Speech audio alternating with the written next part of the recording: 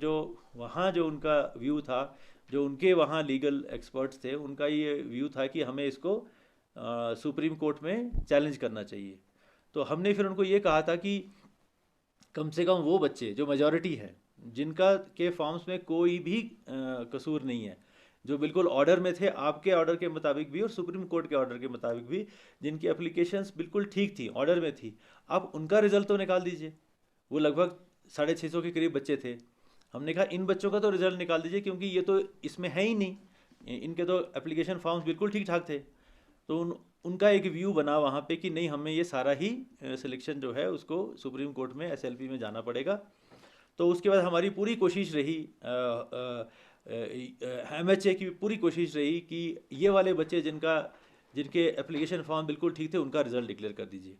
लेकिन फिर वो एसएससी सुप्रीम कोर्ट में चले गए।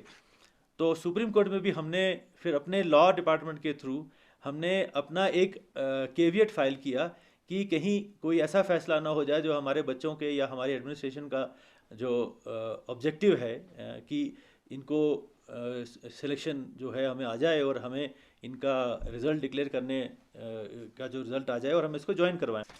अब इजाज़त दे दी है और डायरेक्शन दे दी है स्टाफ सिलेक्शन कमीशन को कि आप इन 797 पोस्ट जो आपके पास रेफ़र की गई थी 2021-22 में, आप उनका रिज़ल्ट निकाल दीजिए। तो ये बहुत बड़ी खुशी की बात है, ये मैं आपसे शेयर करना चाहता हूँ कि हमें इससे पहले जब वो सुप्रीम कोर्ट में नहीं गए थे, तो उन्होंने हमें लगभग कोई 47 की सिलेक्शन भेजी थी।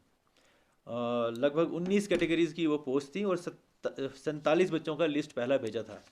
उन 47 बच्चों को भी हम नहीं अपॉइंटमेंट कर पाए, क्योंकि ये मसला फिर उन्होंने सोचा कि हम एसएलपी में जाएंगे।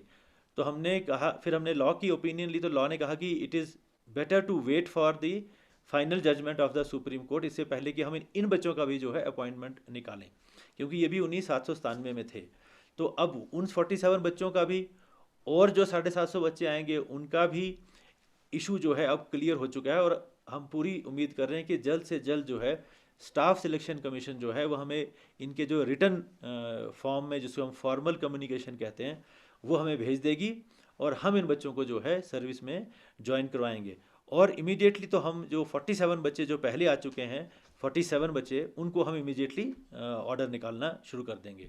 और ये जो बाकी जो लिस्ट जो रेडी हैं, वो लिस्ट, क्योंकि वो चंडीगढ़ का उनका एक ऑफिस है, एक उनका दिल्ली का ऑफिस है, तो चंडीगढ़ का ऑफिस जो है उनके जो हमें उस वक्त हम इंफॉर्मेशन लेते थे, वो कह रहे थे कि ये सब रिज़ल्ट जो हैं वो एकदम रेडी हैं और जैसे ही उन्हें हुक्म होगा वो रिज़ल्ट हमें आ जाएंगे। अब तो सुप्रीम कोर्ट का फैसला आ गया है, तो बहुत जल्द जो है ये लद्दाख के जो कैंडिडेट्स हैं, उनका जो ये बहुत बड़ी देर से इशू चल रहा था, वो अब सॉल्व हो गया। मैंने इसलिए आपको यहाँ बुलाया।